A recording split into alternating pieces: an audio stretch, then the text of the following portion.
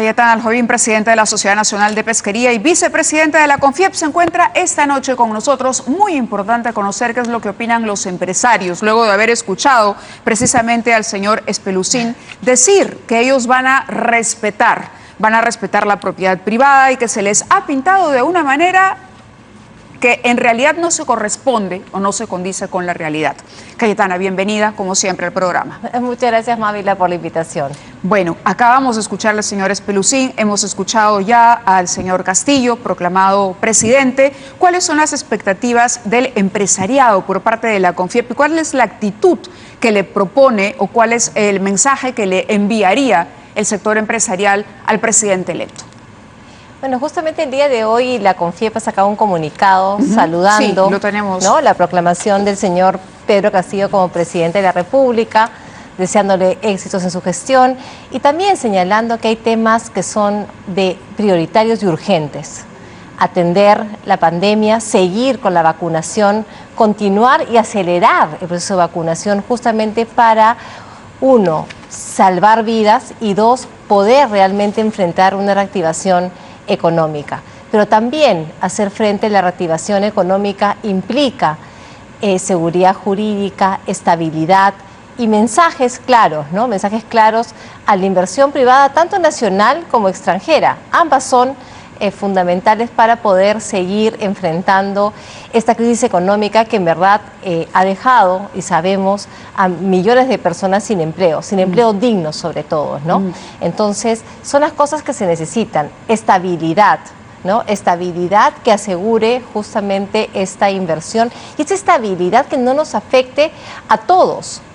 Las amas de casa, tú, yo, todas las señoras que nos están justamente mirando y los señores que también, por supuesto, hacen las compras, verán que los precios están subiendo. Y eso no es por los malos empresarios, eso es porque sube el dólar y hay insumos que son importados y por tanto eso impacta en los precios. ¿Y por qué sube el dólar? Sube el dólar por un tema de inseguridad, de incertidumbre, de no saber qué es lo que puede pasar y por eso los anuncios de que se van a respetar la propiedad privada es un buen anuncio, pero aún no es suficiente. Se requiere una mayor claridad, ¿no? Y también se requiere diálogo y consensos. Creo que esta elección lo que nos ha dejado es justamente un país polarizado, un país que requiere volver a sentarse en la mesa y construir una agenda nacional que haga frente nuevamente a estos dos temas fundamentales donde yo creo que no hay divisiones, sino donde hay uniones. Creo que nadie puede estar en contra de acelerar la vacunación y nadie puede estar en contra de reactivar la economía. Claro, pero hay quienes no tienen experiencia en los dos lados. Usted tiene experiencia del lado privado, pero también del sector público. Y pareciera que hay un desconocimiento de cómo funciona el Estado. Por lo tanto, se acusa o se trata como al malvado, al privado que logró una riqueza que el pobre no tiene, como si el Estado no fuese un actor relevante en esto. Entonces, el presidente Humala más temprano decía, una cosa es estar en campaña y otra llegar el primer día y empezar a ver nada más la organización que tiene el aparato estatal. ¿A qué se va a enfrentar este primer gabinete y concretamente el profesor Castillo, entendiendo que su experiencia nunca ha estado en el sector privado? No importa si el profesor Castillo no ha estado en el Estado, ¿no? Ahí lo importante es rodearse de gente que tenga experiencia, conocimiento y que pueda justamente dirigir los sectores, ¿no? No solamente ministros, Mávila, viceministros. Quizás los cargos más importantes son los viceministros, que son justamente los que se encargan de dirigir el sector. Entonces, yo diría que ahí tienes una clave importante de las cosas que tiene que mirar, ¿no es cierto?, el presidente Castillo. Importante es de qué se va a enfrentar. Se va a enfrentar y seguramente va a tener una gran frustración por el tema de la descentralización. Y ahí se dará cuenta de que la descentralización es un tema que va a tener que ponerlo sobre la mesa y ver qué es lo que puede hacer. ¿Por qué se produce el centralismo de Lima, que tanto se critica y que ha hecho, en efecto, que se ha visto reflejada en la elección, ¿no? Lima vota de una manera, el resto del país vota en otra, pero vamos, dinero en las regiones ha habido y hay.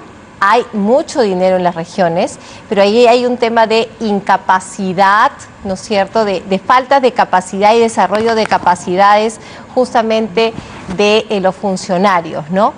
Ahí, por ejemplo, Servir hizo un gran programa en una época que era que el propio Servir nombraba gerentes con muchas capacidades, los buscaba y los colocaba en las regiones justamente para desarrollar estas capacidades. Lamentablemente, todos fueron dejando los puestos porque de lo que me acuerdo que sucedía es que nadie quería trabajar con ellos. Entonces, la verdad es que se hicieron esfuerzos para desarrollar capacidades y no se logró hacer. Entonces, ahí hay un tema importante que hay que ver cómo se soluciona y le compete. Elevar la calidad del funcionario público. Hay que, en regiones es fundamental, ¿no? Elevar las capacidades. Sin que se sienta que se invade a las regiones, porque aquí lo que hay es, no, los de Lima quieren decirnos cómo hacer las cosas, pero nosotros cada uno sabemos cómo se hacen. Yo creo que es importante buscar en las regiones, hay muchísimas personas con muchísimas capacidades técnicas en diversas regiones. Simplemente es ir, buscarlas y encontrarlas, ¿no? Y que ellos mismos puedan desarrollar sus capacidades. No es difícil, lo que pasa es que lo que ha sucedido muchas veces es que hay clientelaje en los propios municipios, en las propias regiones. O sea, esa es una realidad y no la vamos a negar. Entonces, no es que Lima le quiera imponer un funcionario a la región, es que busquemos funcionarios adecuados y nos los encontramos por estos temas, ¿no? De acuerdo. ¿Confiep se va a reunir con Pedro Castillo? ¿Le ha pedido alguna reunión? ¿Han tenido ya una reunión? Mávila, todos los temas de Confiep, en realidad, el presidente de Confiep es el único vocero de Confiep. Correcto. ¿no? Hablemos Entonces, de la Sociedad Nacional de Pesquería. Exactamente. Ajá. ¿Le han pedido una reunión ya? No hemos pedido una reunión con el presidente Castillo. Tampoco han sido convocados todavía. Tampoco hemos sido convocados, ¿no? El sector pesquero es el segundo sector más importante de la economía. Es un sector que, y te traigo la primicia, estamos justamente por terminar la primera temporada de pesca. Se ha logrado capturar el íntegro de la cuota que fue asignada, que es de 2.500.000 toneladas. Esto va a representar para el país más de 1.200 millones de dólares en divisas.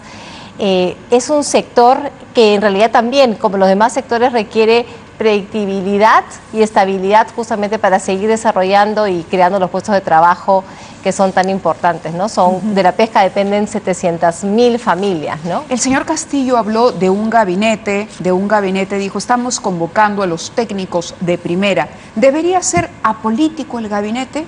Salvo, me imagino yo, la presidencia del Consejo de Ministros, que tiene otro tipo de encargos y de funciones. Mira, en realidad lo que yo te diría es, esa decisión es del presidente de la República y del premier. Pero ¿qué ha funcionado históricamente mejor? Y en realidad, es que la verdad, Mávila, esa discusión se ha tenido muchísimo, sí, ¿no? Que si los ministros tienen que ser políticos o tienen que ser técnicos. Yo te diría que en realidad es una mezcla de las dos cosas. Por eso es tan difícil convocar, ¿no es cierto?, buenos profesionales, porque el ministro sí, tiene que conocer su sector, pero también se desarrolla en un ambiente absolutamente político. Tiene que ser alguien que entienda cómo se relaciona con los demás poderes del Estado, con el Congreso. Tiene que saber que puede ser interpelado, y la interpelación básicamente es ir a responder, ¿no es cierto?, las preguntas y no pasa nada. O sea, puede pasar, ¿no? Pero si uno va con la razón y la verdad, no debería tener, ¿no es cierto?, esos temores, claro, ni tampoco retraer, ¿no es cierto?, después de las cosas que está haciendo. Entonces, sí tiene que tener un conocimiento político adecuado para que justamente el desarrollo de su gestión pueda ser exitosa y perdurar en el tiempo. Lo que no nos puede pasar, Mávila, es estar cambiando de ministros, ¿no?, cada 3 meses, cada 5 meses. Eso es lo que hace que el Estado se paralice.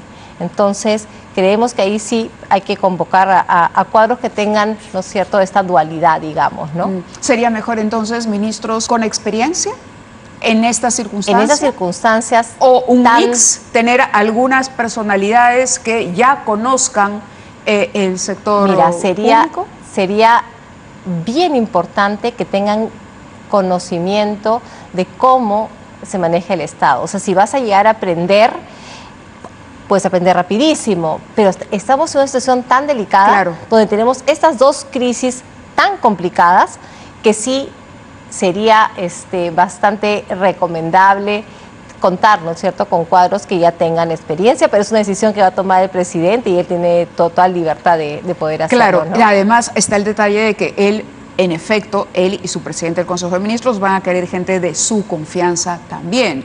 Gente que sea de su confianza y gente que le pueda asesorar. Pero ahí hay un problema que resolver. Un asesor debe decirte las cosas como son, no siempre darte la razón en todo.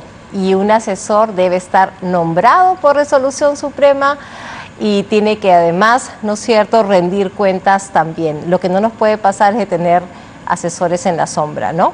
Lo importante es si hay asesores, concretamente. No, me estoy refiriendo en general porque creo que es importante, ¿no es cierto?, esa precisión, ¿no?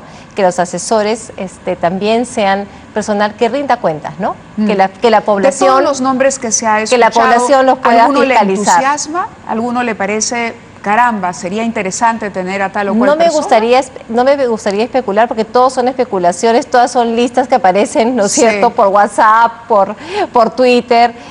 Cuando estén, ¿no es cierto?, las personas nombradas, podemos justamente señalar y podremos opinar, ¿no? De acuerdo. Si no, Muchas sería gracias. mucha especulación. De acuerdo, Cayetana, muchísimas gracias. Y conversaremos después para analizar la conformación del gabinete. Por también. supuesto que sí. Gracias. Muchísimas gracias.